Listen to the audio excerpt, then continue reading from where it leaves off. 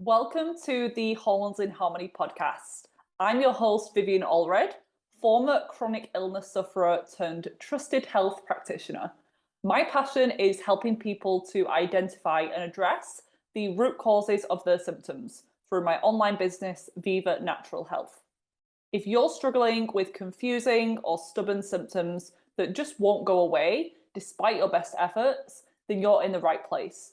If I can heal from a long list of symptoms and conditions, including cystic acne, hair loss, severe food reactions, and brain fog, then you can heal too. Stay tuned for weekly episodes that share expert guest interviews, Q&A, and solo episodes that are all intended to help you wherever you're at on your healing journey. The information shared on this podcast is intended for educational purposes only and is not designed to replace the advice of your health practitioner. That said, let's get into today's episode. Hello. Hope you're all doing good today.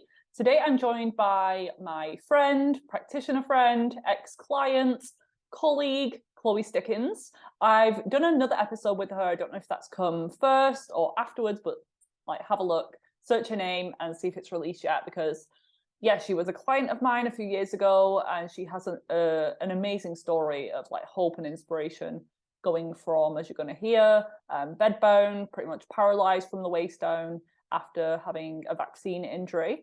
And then she really learned about the wonders of gut health and holistic health, energy work, and she has so many tools in her toolkit at this stage in her life. But I'm honored to call her a friend now. I think she's doing amazing stuff in the world. And I just had to get her on for 2 separate episodes because we could just talk to each other all day, pretty much, in the nutrition field.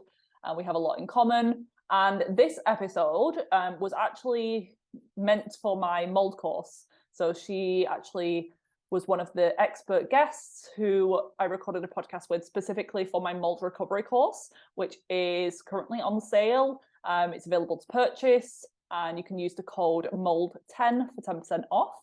And that will be linked in the show notes. But I interviewed Chloe on lymphatic system health and mold because the two can go hand in hand. If you have a sluggish lymphatic system, then you're more likely to accumulate toxic waste products and things like mycotoxins. But then if you have exposure to mold or heavy metals or trauma, poor gut health, then your lymphatic slows down. So in this episode, we cover a lot, but she shows exactly what the lymphatic system is and why just the general recommendations that we hear, such as body brushing and gua sha on the face, isn't enough for some people. Chloe has this in-depth whole routine that she does, and it's really made a difference, because anytime that your body is stagnant, it's just a recipe for disaster, pretty much. If you think of a stagnant pond versus a flowing river, which one of those do you think is going to have the bacterial overgrowths, imbalance, dysbiosis, parasites? It's going to be the stagnant pond. So I have really gotten into lymphatic health after hearing how Chloe, even after working with me, improved her health further and overcame many diagnoses, but chronic fatigue and menstrual issues, with the range of tools that she uses. So I'm excited to share this with you. If you want to learn more about mold toxicity, because that's what we're going to be touching on in the episode as well, then check out my mold recovery course. That is really my hub for everything that I know about mold, everything that I've learned over the years, having been exposed to toxic mold myself and going from chronic illness to pretty much symptom-free a few years later. So that will be linked. And if you want to learn more from Chloe, her website and details will be in the episode show notes. So let's get into the episode with Chloe Stickins. Hi everyone. Today I'm joined by Chloe Stickins, who is going to talk to us about the benefits of the lymphatic system, what it does for us, and how to support it. Because with conditions like mold exposure, chronic infections, it can often be affected, and it could be a roadblock from us healing. So welcome, Chloe. Hi, Vivian. Thank you so much for having me. You're welcome. And I know you're very passionate, and you work also with pelvic health and women just in general. And often these problems go hand in hand anyway. When someone has one issue, they often have other issues. But tell us a little bit to begin about your health history. I know it's been quite a journey, and you've struggled with some complex things. But yeah, just give us a summary of what you were going through and how you are today. Yeah, 100%. So I became chronically ill when I was 12. So I'm 24 right now. So yeah, quite a long time ago. And I was injured by the Gardasil HPV vaccine. So before that, I was a completely normal, healthy child. Hardly ever got ill, didn't get colds, didn't get sick at all. And then after my second vaccination, I became very, very ill. I was actually paralyzed in my legs for around 4 years until I was 16. And with that came all sorts of symptoms. Fatigue. I was diagnosed with chronic fatigue syndrome, ME, and chronic pain. So I was diagnosed with things like fibromyalgia as well. I also had a lot of gut issues, so nausea, bloating, just really, really severe gut issues, lots of food sensitivities. And honestly, the list of symptoms that I had was just an arm's length list of symptoms. I was really, really ill, bedbound at one point, and yeah, it was just something that completely took over my life and really consumed my life for my whole teenage years and my early 20s as well. So yeah, it's been a real struggle to find the right practitioner and the right things to help me. I had seen a few different holistic health practitioners and kind of dabbled in and out of the traditional medicine, the traditional Western medicine, and the kind of alternative therapies throughout the years. And then I actually worked with Vivian a couple of years ago, and she helped me loads to really get to the root cause of all of my symptoms. And yeah, everything just kind of really spiraled from there. And now I'm kind of helping people that are in the same position that I was in a few years ago. And yeah, like Vivian mentioned, taking a special interest in women's pelvic health after having chronic UTIs for years, and chronic yeast infections, painful periods, and incontinence and that kind of thing as well. So yeah. So how much of the healing process was improved by working on the lymphatic system? Because I know when we worked together, it was very much, if I remember, focused on parasites and infections that started to take over your body because your defenses were low, your body was vulnerable, your body was inflamed. So we did a lot of work on the gut and detoxing. And obviously some of that work is going to help reduce inflammation and also just strengthen your lymphatic system in general, because you're just making the body less toxic. When that happens, the lymphatic system has less work to do, but we didn't really do any specific lymphatic work. So obviously since that point, your healing has improved even more with the work that you've been doing. So what was it that made you look into the lymphatic system? And yeah, has this significantly helped you? Yeah, definitely. So the first reason that I really found the lymphatic system is because I heard how good it was for chronic pain, and that was something that I was really, really struggling with. I had joint pain, I had headaches, gut pain. I was just in so much pain 24/7, and I was almost looking for not a quick fix, but something that could really take that pain away and make a difference straight away, so that I could just feel more comfortable in my body and feel just be able to concentrate on what I was doing, just be able to function more. So yeah, that's how I found the lymph work and the lymphatic system. And I'm a bit of a research nerd, so as soon as I found it, I was googling and looking really deeply into it, and just found that this was just felt really intuitively that this was something that could help me, because it just sounded like me. It sounded like I had a lymphatic system problem. I was reading about how, you know, the lymphatic system is connected with all chronic illnesses. And when I started to kind of understand that we drain our lymph through movement, and understanding that, you know, I was paralyzed for 4 years, so I was not moving my body at all, understanding that the longer I was paralyzed for, the more pain I was in, that kind of really helped me to put this like lymphatic connection together and understand, like, you know, I was looking more inflamed in my whole body. I'd sort of gained weight and everything like that when I was paralyzed. So it just really put like the final pieces of the puzzle together for me. And yeah, so then I started doing the lymphatic work every single day, and I just noticed that it was immediately giving me relief from symptoms. So especially things like fatigue and headaches and that kind of thing. And within about a month, I would say, I noticed that like inflammation was kind of like dropping off of my body. I knew that I wasn't losing weight as such, but I could see like noticeably that I'd lost kind of inflammation in my face, like puffiness in my arms, and yeah, it just felt really good in my body, and my body was like, give me more, keep giving me more of this.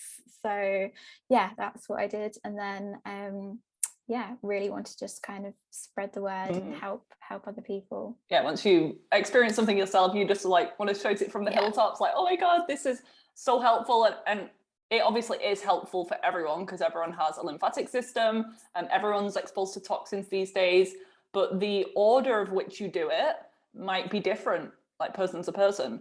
Yeah. So is lymphatic support and detox something that you would start with? Or in some cases, it's something that's like the cherry on top of the cake and they have to do other things before they get to it?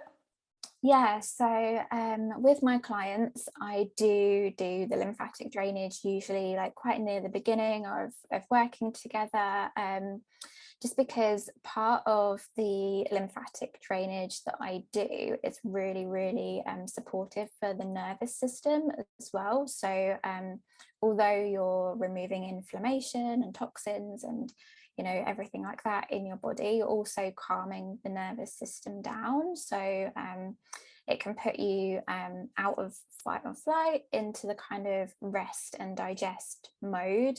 So that's just really, really obviously a great place to be when you're starting your healing journey. You can't heal unless you're in that kind of rest and digest nervous system state. So that's one of the reasons why I do start with it.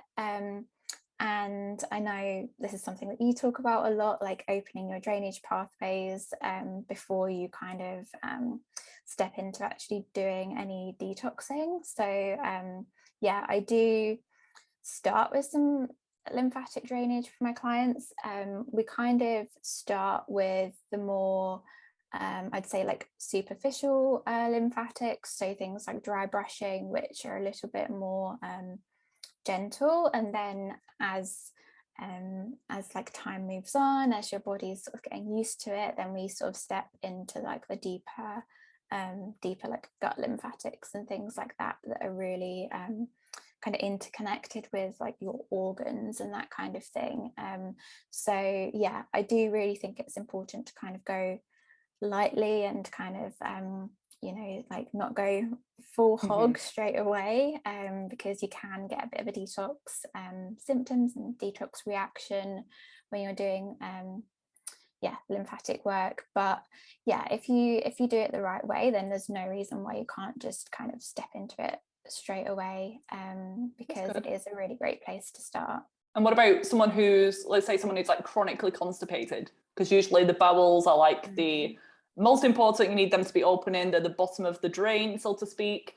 So if you start like moving your lymph and it's kind of assisting the detox pathways, but you're constipated. Obviously, like this, to some degree, improving your lymph flow can help your bowels. Yeah. So it's the same thing with like liver detox and bile flow.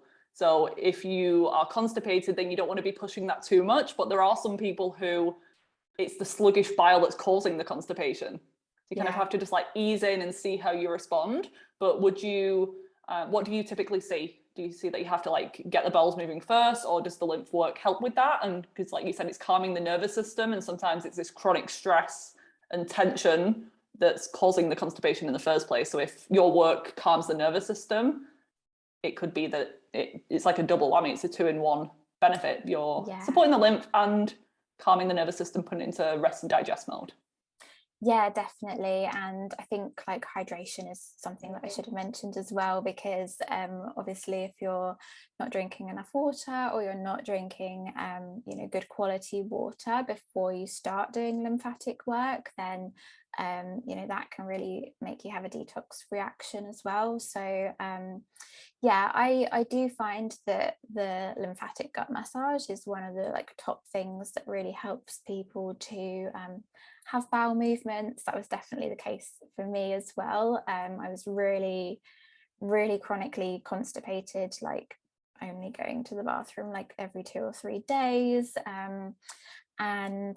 I definitely noticed a difference between the days that I was doing the lymphatic gut massage and the days I wasn't. So for most people, it really depends on how many bowel movements they are having, how chronically constipated they are. I do tend to sort of go in with the lymphatics before maybe resorting to like a supplement to kind of support like the motility of the gut from the inside. And there are, I sometimes recommend like certain YouTube videos that show abdominal massage to help with constipation, or those yoga poses that can be done. And there might be people listening who know that helps. How different does a lymphatic abdominal massage look to what they might have typically tried before, or just like rubbing their own stomach? I think sometimes it can look a bit harsher, like a bit more crazy and a little bit more like, what are you doing? Like, are you hurting yourself? Kind of thing. It can feel a bit strange at first. It's probably not something that you normally would be doing to your stomach. It's quite like structured, like you need to do this in this order. Yeah, definitely. The order is really, really important. So you actually have the largest lymph node in the body in your gut. So it's really important to kind of do it in the right order, open up like the largest lymph nodes first before you kind of move off around that. And we're kind of creating different techniques, stimulating different kind of sensory nerve endings and that kind of thing with our fingers, creating different vibrations and all that kind of thing. So whereas normal sort of gut massages and maybe look quite gentle, I would say that the lymphatic gut massage maybe looks a little bit more kind of wacky and a bit hard, but of course you're not hurting yourself. But it is all about kind of really opening up the fascia, really opening up the lymph nodes in the right places first, so that then when you're kind of creating that drainage, it kind of has somewhere to go, rather than just kind of massaging and the lymph has nowhere to really sort of flow and be removed from the body. And I'm guessing like what you're doing with the lymphatic work is actually kind of addressing an underlying cause or imbalance that you have.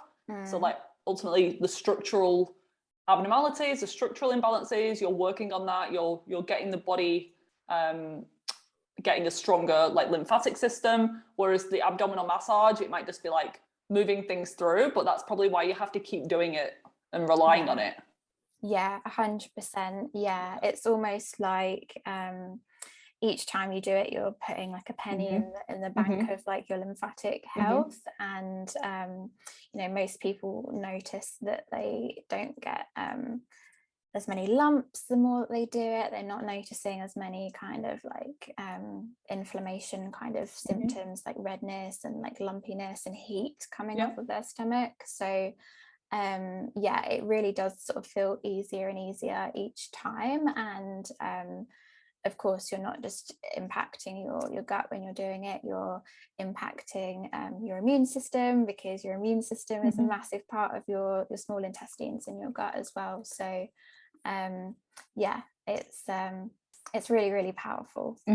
Okay, cool. But I want to go a bit more into the science and the education. I think we've just gone a little bit deep, and I want to bring it back into like, what is the lymphatic system? What does it do? What are the benefits? And kind of what does it look like? I'm going to try and see if there's any good images and graphics to put below as well, just to see visually what's going on, because obviously we can't see it from outside the body. But yeah, just break down the basics, what we need to know, like what is the lymphatic system and why are we even talking about it today?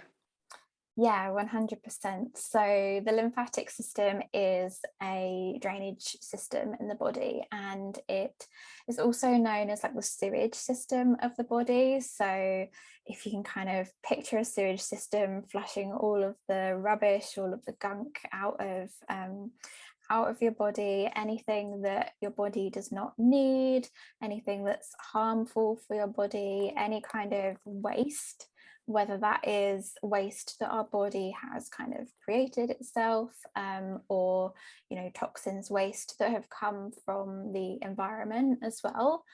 And the lymphatic system sort of filters and traps any toxins or any pathogens from the environment that are inside your body, and kind of almost allows them to be trapped in one place so that they're not roaming free in our body and causing havoc. So the main things that our lymphatic system drains and removes from our body is inflammation and pathogens like bacteria, fungi, any kind of toxin. And 90% of our lymph is water. So it's this huge sort of liquid system, like fluid system in our body. And, you know, we have blood all over our body, and we also have lymph all over our body. So the way that I kind of describe it to my clients is wherever you have blood, you have lymph. And the difference between the kind of cardiovascular system and the blood in our body and the lymph is that we have a pump in our which is our heart, which is pumping the blood around our body, whereas with the lymphatic system we don't have a pump, so we need to kind of pump it ourselves. But yeah, you do have lymph all over your entire body. The only two places that you don't have lymph is in your hair and in your nails. So if you can imagine, it's just absolutely covering the whole of your body. So it is a system that's going to affect your entire body. And it's a massive part of our immune system as well. So you can really see that if your immune system gets compromised, your lymphatic system is affected and compromised as well. So it really is this huge network of lymph nodes, of like vessels, and are all intertwined into different muscles, different organs, all across the whole body. And yeah, like you say, if there's a really good image, I think that's really good to kind of see how much of the body is affected by the lymphatic system, because it's just huge when you really see how much it covers. But it's honestly like not discussed, is it? Like, no, your doctor would never like tell you to do lymphatic drainage for your symptoms. And even at college when I studied, it wasn't, there's like many things that weren't covered, like these chronic illnesses, mold exposure. I'm like, why is no one talking about this? The heavy metals. So it's good that we got the qualification and we can do further research. But yeah, the lymphatic system, you're only one of a few practitioners I see like specializing in this area and talking a lot about it. But what are some signs or indicators or risk factors even that might lead to lymphatic issues, or indicate that you need to do more work in that area? Yeah, 100%. So as I mentioned, the lymphatic system removes inflammation from your body. So any kind of symptom that is related to inflammation is going to be like a symptom of your lymphatic system being a bit stagnant, or being blocked, or having some kind of issue in some way. So if I start from the head and go downwards, we have things like headaches, things like migraines, fatigue. All of these things can be like inflammation on your brain. So even things like anxiety or depression, that kind of thing, can really be due to like inflammation and a lack of toxins being drained from your brain. We also have things like hay fever, which can also be quite like inflammatory. We have things like joint pain, any kind of pain in the body, whether that is in our joints, in our gut, period pain, absolutely any kind of pain. Gut issues, a really big one as well, like bloating, nausea, constipation, all that kind of thing. If you are waking up feeling quite stiff in the morning or quite sore, that's often a sign of lymphatic system blockage. If you have any soreness around your collarbones or your shoulders, that's a big one, because we have a big artery going to our heart, which can be really kind of blocked up with lymph around there. You can have any kind of pain on the left side of the body, can sometimes be related to the lymphatic system, because we have more lymphatics on the left side of our body than on our right side. So if you're noticing maybe all of my pain is on the left side, or whenever I injure myself it's on the left side, that can be a sign of lymphatic system stagnation, because it can really block our almost like our sensory awareness of the left side of our body. So if you're playing sport and you keep falling over onto your left side or something like that, it could be that the kind of inflammation from the lymphatic system is blocking that kind of proprioception, that sensory awareness of the left side of our body. I would say most symptoms are related to the lymphatic system. Any kind of chronic pain, chronic illness, autoimmune disease, anything like that is really, really indicative of inflammation, and then indicative of lymphatic system stagnation. So we just need to like assume that it is. And obviously something like pain could be due to something else, like inflammation stemming from somewhere else, but the lymphatic system is bound to be involved in that. So obviously like doing some work on it, but if this stuff alone doesn't cure the problem or resolve the problem, then there's going to be another reason for it. So it's not to say that the lymph isn't a factor, but it's probably in some cases like not enough. Someone needs to do extra things, like if they're eating a terrible diet or they are dehydrated, like you're saying, they still need to work on that. And in terms of risk factors for this, so we've mentioned a few as we're going. So lack of movement, so you being like paralyzed, people who are bedbound, people are probably aware of it on long haul flights when they their ankles swell, they wear the compression socks and things like that. But if you're just sat down all day, sat at a desk all day, or you've had an illness and you've been stuck in bed, then that is another risk factor. So is lack of movement the biggest risk factor? And what are some of the other things that can stagnate the lymphatic system? Yeah, absolutely. Like you mentioned, any kind of swelling is really indicative of a lymphatic system issue.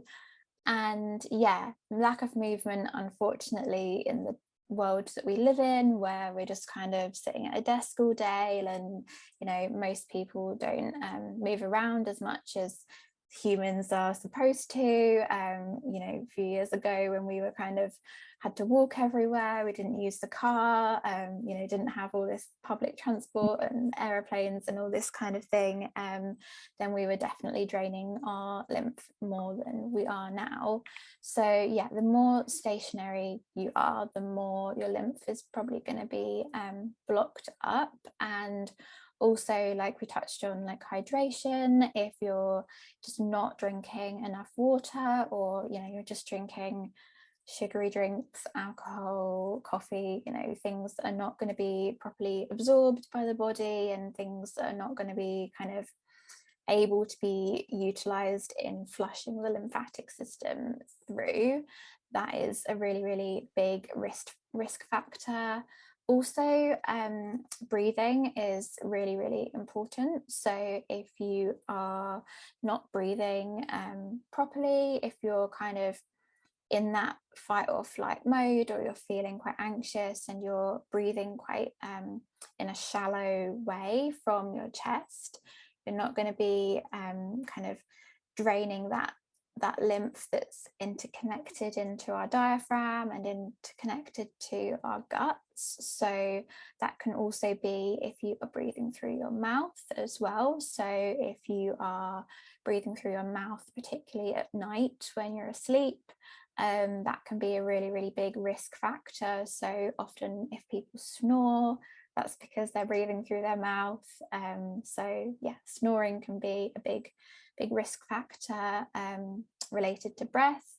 And yeah, anything where you're in contact with a lot of toxins. So like, you know, if you are living in a moldy environment, or you're just in contact with a lot of chemicals or a lot of toxins in your day-to-day environment, that is probably gonna kind of overwhelm your lymphatic system and kind of you know, mean that it can't drain quickly enough to get rid of what is coming in quickly enough. Yeah, so it's just overwhelmed. Yeah, it's just there's no like mechanism where it directly like blocks it or anything. It's just that it just overwhelms the system, and your body's already got so much to do on a daily basis, just with like waste products and digestion, but also add on top of that pollution. And then if you're living in a moldy building, it's just too much. But then it becomes a vicious cycle, doesn't it? Because in order to heal from chronic infections, mold, and inflammation, you need your lymph to be working. So yeah, we need to intervene a lot of the time. And I'm glad that you mentioned the dental and oral health stuff. I did a podcast episode years ago now. So the podcast is Hormones in Harmony. I think it's episode 65 with Dr. Gelb, and he talks a little bit mouth breathing and the benefits for hormonal health, and how, yeah, if we're mouth breathing all night, then our sleep's going to be affected. We're probably going to wake up in fight and flight, sympathetic mode. And yeah, that's one of the best ways to calm the nervous system down. Another thing that I wanted to ask, so if I think back, I could be imagining this, making this up, but if I think back to like science class, doesn't the lymphatic system transport fat? Or like when we eat fatty foods, does that have something to do with it? Is that where it's absorbed? Like carries fats around the body? I don't think so. I'm not sure. I don't know that. I like have that in my mind. I was like, yeah, that's weird. I should ask about that. So the lymphatic system removes proteins, so like waste proteins, that kind of thing, like hormones and like old like cellular waste, that kind of thing. But from what I know, I don't think it I was like, I want to ask that just in case. But what about diet in general? Like, what are your thoughts around diet? I know that you've been pretty restricted in the past, so it's good to have more food freedom. So what's your kind of ethos on food now, and what do you recommend to your clients? Yeah, so in terms of diet, I think it's quite often like obvious what foods are going to impact the lymphatic system and which foods are going to be good. So of course, kind of quite hydrating foods are going to be good for the lymphatic system, you know, fruits and vegetables and that kind of thing. And then in terms of foods that are going to have a negative effect on the lymphatic system, it is things like your polyunsaturated fatty acids, your seed oils, things that are kind of chemicals, things that you can't pronounce the name of, like junk food, where, it's just so processed. A lot of syrups, like glucose syrups and that kind of thing, lots of sugar, alcohol, all of those things that we know are not good for us are going to be causing inflammation in our body and causing inflammation in our lymphatic system. So I personally do feel that in my body as well, like when you become sort of attuned to how your lymphatic system feels. I know that if I had something like fish and chips from the beach, then I can kind of feel it the next day in my lymphatic system, and I can feel that I need to do a bit of extra drainage. So yeah, anything that causes inflammation in the body is going to be bad for our lymphatic system. And hydration is important because that's the main way that the lymph's flowing, and same with blood. So how do we know if we're hydrated enough? Because I don't know about you, I see the extreme where people are drinking way too much water. So yeah, obviously not enough, but not too much either. So how do we know if we're like properly hydrated? And what do you recommend in terms of water quality, filters? What's the downsides of tap water? Yeah, so obviously you would want your water to be as clean as possible with no, chemicals, fluoride, none of that crap that they put into tap water, because you want to be, removing waste, removing toxins, and not putting more toxins back into your body.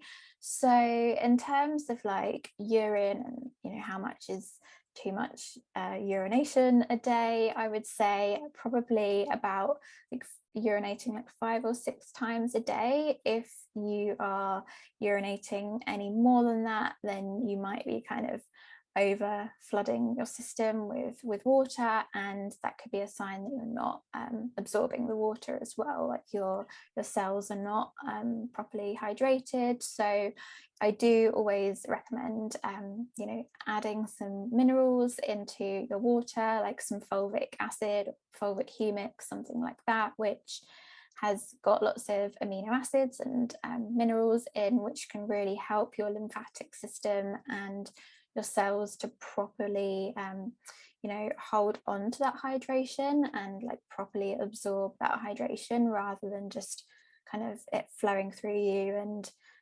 you peeing it straight out again. Of course, there's the obvious things, like if your wee is really dark, if it's like a really dark yellow or a dark orange color, then you're probably not hydrated enough, and you want it to be like a straw like yellow color. So yeah, I think that often when people are dehydrated, they do feel it in their lymphatics. So you might feel it in your lymph nodes under your neck, under your chin, which is the lymph nodes that a lot of people are aware of, because they kind of raise up sometimes when you get sick with a cold, or if you're run down. So paying attention to kind of how you feel in that area is really, really good. And when you do lymph work, especially at first, sometimes you can have a bit of a weird wee where you are detoxing and kind of removing everything from your body as well. So sometimes when you do start doing lymph work, you might find you need to drink a bit more than usual as well. So it's just all about kind of keeping track of what your urine looks like, and just kind of going by that, and listening to your body. Yeah, and also listening to like thirst signals, because some people, they just reach for a coffee or reach for like a fizzy drink when they're thirsty, when your body probably just needs water. Yeah, definitely. Or herbal tea or something like that. Yeah. And what actually happens when, so let's go from like the cellular level, what happens at that level, and then what happens with the lymph nodes? How does it flow through the body, and then where does it go? Does it like just recycle, or do we eliminate something out of the body? Yeah, absolutely. So in terms of like the cellular level, the lymph nodes are often the place where the most toxins are stored. And sometimes when our lymph nodes swell up, that is often because there's a lot of white blood cells and that kind of thing going to the area, and they are kind of almost like fighting and kind of preparing those toxins to be removed from the body. So where the toxins are stored in the lymph nodes, they then get sort of released into the actual lymphatic system, which is full of things that look like veins. So the toxins will come out of the lymphatic nodes and kind of flow down the veins and then out into the bloodstream. And then from the bloodstream, our liver and our kidneys will filter those toxins out.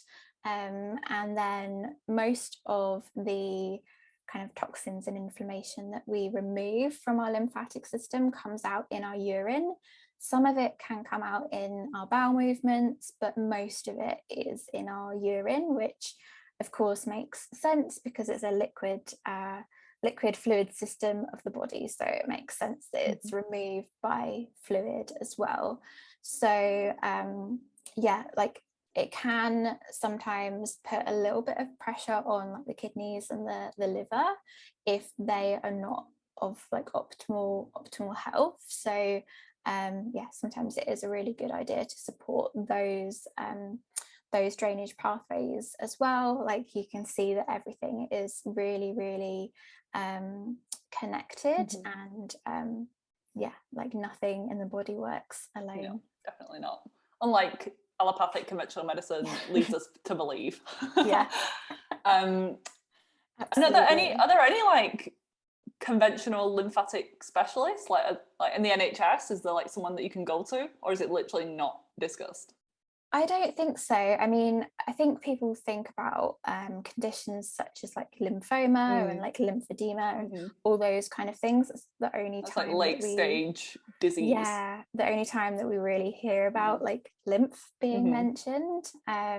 So yeah, it's really, really rare. I have not found really anyone in the kind of conventional medicine world in the UK anyway. I know that in places like Asia, particularly Thailand, that kind of area of the world, they do a lot more lymph work, and particularly with like cancer patients, it's kind of normal for somebody to have chemotherapy and then to see a lymphatic specialist at the same time for like lymphatic drainage and everything like that. So you know, in that part of the world it's just normal, whereas in the Western world they often remove lymph nodes after cancer, which I was thinking about this whole time, like those poor people. Obviously there's a time and a place. If the lymph nodes are affected by the cancer, then fair enough, but like long term you're just setting yourself up for more risk of toxicity, inflammation. But even like if someone's not been through cancer, something as serious as that, what about people who have had the tonsils removed, the adenoids removed, their appendix removed? These things are just like whipped out, like they're not even beneficial to the body, but these are like important immune kind of glands, aren't they? Yeah, absolutely. I was just about to mention that. It just goes to show how doctors don't see the lymphatic system as being important, because they literally just take pieces of it away and take pieces of it out, and that is not good at all. That is compromising your immune system, that's compromising your lymphatic system. And yeah, sometimes when people have had their tonsils out or their appendix removed, we can have to go a bit slower, just because they don't have as much almost as much power behind their lymphatic system when it comes to you know, pushing that lymph out and removing that lymph from the body. So yeah, it's interesting because a lot of people are aware of their lymph nodes, and they're aware, like if they feel a bit run down, that they might have sore lymph under their arms or under their chin, but nobody really like thinks about it as being important or anything like that. So yeah, just so overlooked by conventional doctors. And I think they're getting a little bit better. Like more recently, I don't think they're as eager to remove tonsils anymore, but it's still like a red warning sign from your body. If you've got tonsillitis every month, if you just take that out, the underlying cause of that is still there. So whether you have sort of underlying viral infection, you're dairy sensitive and you don't know, you're just going to keep eating that food or having that infection in the body, and you're no longer experiencing swollen tonsils or infections here, but that same inflammation is then going to manifest as maybe eczema or like fatigue or food sensitivities because you haven't fixed the underlying problem. So yeah, why not just work on that first and then see if it improves? And a lot of the time it probably would. Yeah, definitely. It's like you're removing the messenger rather than the problem. Yeah, exactly. What are some of your favorite like tools and methods then? Are there any certain types of exercise that you enjoy? And I also had a question on something that's quite trendy these days, which are the gua sha tools. Jade rollers, are they any good for us? Because obviously it's just affecting like this area of the body. But yeah, what are some of the top things that you use with your clients? Yeah, so I use lots of different tools. I do kinesiology taping. So taping the lymph nodes is a really great way just to put like a bit of gentle pressure on the lymph nodes to ensure that they can kind of drain throughout the day. What's the kinesiology aspect to that? It's just kind of, well, so one of the main reasons I do this again is because it stimulates the vagus nerve.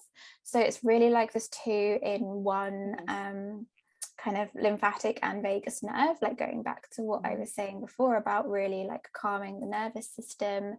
So that's something that I really like to do, particularly overnight. So I also use the tape to kind of ensure that the clients are breathing through their mouth. So if you pop a bit of tape on your sternum here, it pops a bit of pressure on your chest so that you have to breathe through your diaphragm. Do you have a mouth tape? Because I went through like years of mouth tape and it was honestly amazing. I don't know why. I think I stopped doing it because the brand that I was using, they stopped being available on Amazon. So I just then got out of the habit of doing it. But when I was doing it, my sleep quality was amazing. I was getting so much better deep sleep. I just felt so good. So maybe you've inspired me to get back on that again. Yeah, I mean, you use the kinesiology tape over your mouth? I have done when I've run out of mouth tape, usually just because I've run out. But yeah, I actually started mouth taping because of you, because you mentioned it and suggested it. So yeah, that's definitely something that really helps the lymphatic system. Sometimes people don't like the idea of mouth taping, and that's when I will suggest the kind of taping along the sternum, along the chest, because it can have this almost like the same effect. So just that slight bit of pressure really helps you not to breathe into your chest. Which means you'll be breathing through your nose and not your mouth. So yeah, that can be really, really helpful. I'm not a kinesiologist, but that is just a tool that I use. I also use a toothbrush as almost like a small dry brush to get into places in the head and the neck, and different kind of techniques with that to drain the lymph. I use my hands. Well, I show my clients how to use their hands on their own body to do their own lymphatic drainage as well. So mostly that's just sort of like massaging the lymph nodes and kind of draining that down into the right direction so that it can be removed from the body. In terms of your question about the gua shas, I don't know how you say it, gua sha, I think so. I actually do use one, but I don't think that that is, the be all and end all of, all that you should be doing for your lymphatic system.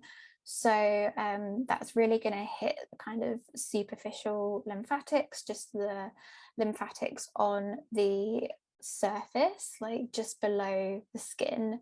So in terms of it, like, really impacting your organs, it's not going to really impact your organs. It is almost a bit of a superficial, just for making yourself look a bit, look a bit nicer, look a bit more awake in the morning. And I would say that you do have to be really, really careful, like what kind of routine you're following with the jade rolling and everything like that, because a lot of what I've seen shared on Instagram and YouTube and everything like that, it's just not done in the right order, and it's just a bit of a pet peeve for me sometimes. So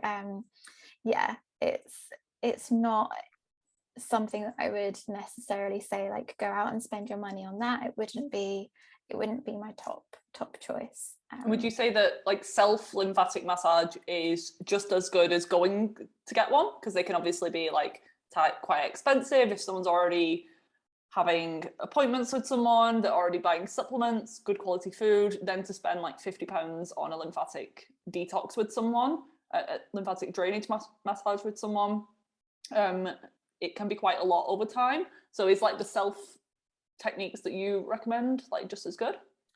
I personally prefer it. I think it's better because obviously I find do it that more frequently as well. Yeah, exactly. I find that a lot of people just don't have the time or maybe the money to go for a massage, once a week or once every 2 weeks. I think that's fine if you want to treat yourself, but I also think that knowing and having the tools to be able to treat the symptoms in your body when they do come up and when they do arise is really, really powerful.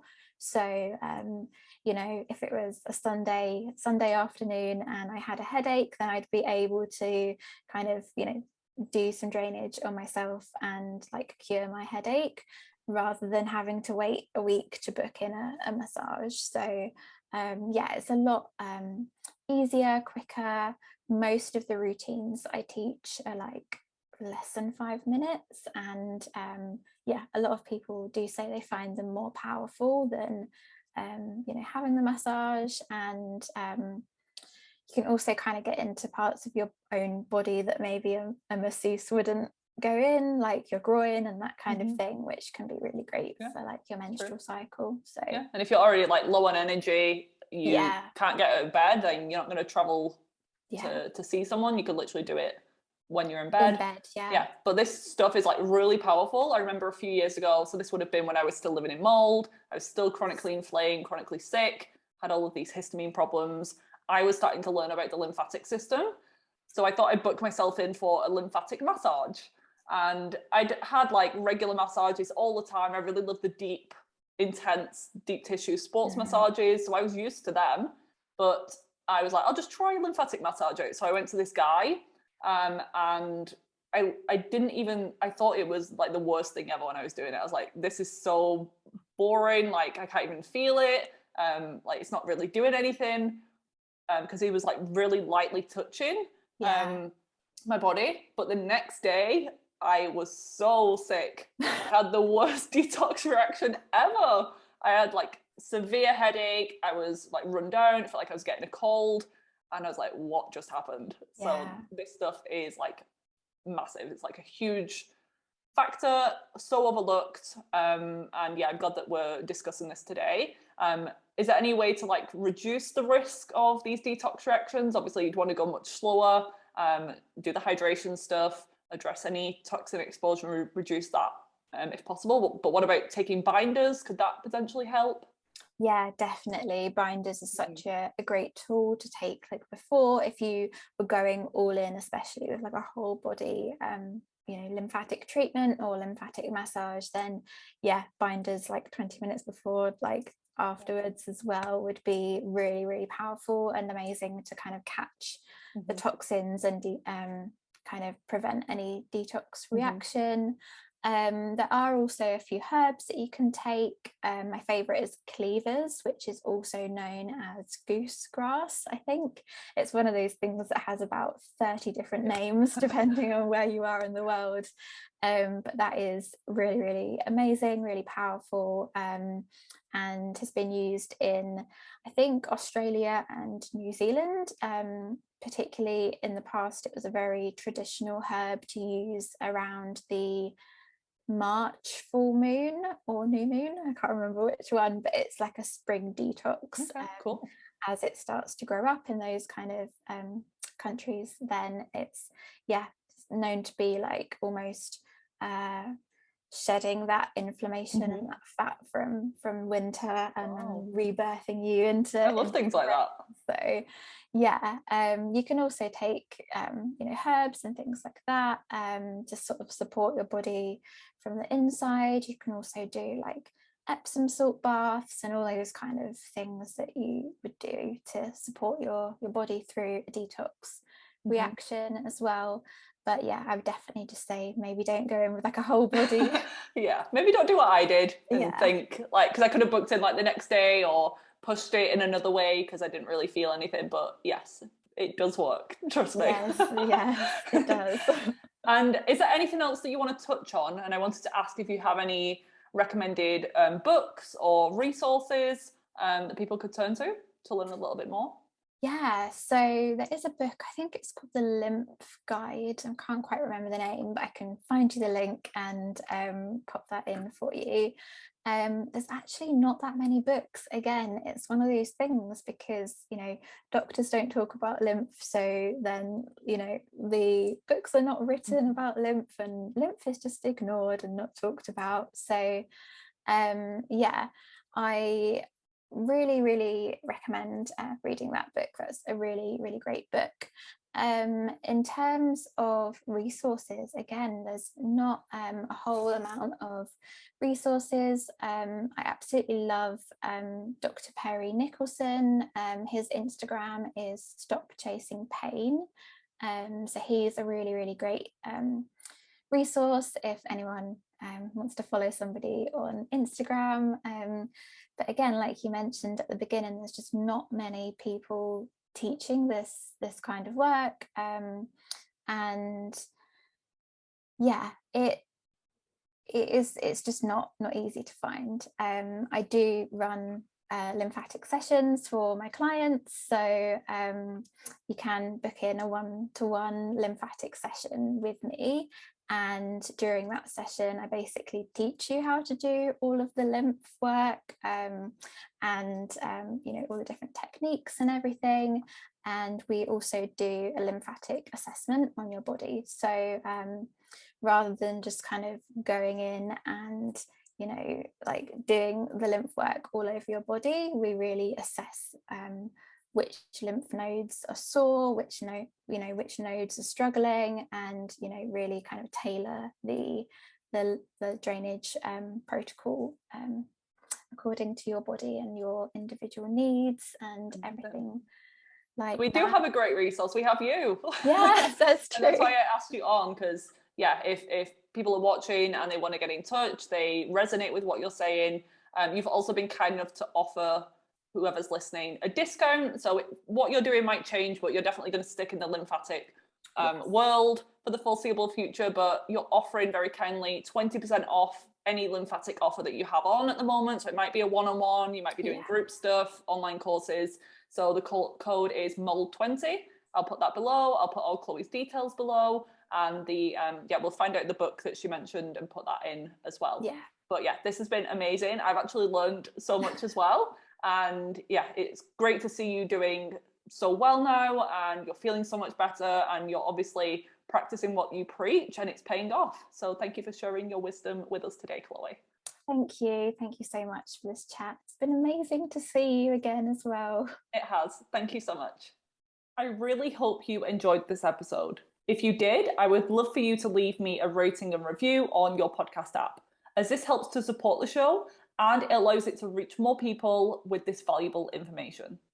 Come and say hi over on Instagram. I'm at Viva Natural Health, And if you haven't already, check out my website, vivanaturalhealth.co.uk, for tons more free resources and to discover how I could support you further. I currently offer one-on-one consultation packages if you want my top level support, then more affordable group programs and self-paced online courses. So there really is something for everyone. If you're ready to change and get some answers but aren't sure which option would be best, take that first step today and apply for a free enrollment call on my website, and we'll discuss the best steps for you to take in order to achieve hormonal harmony. Enjoy the rest of your day, and I'll see you back here next week for another episode.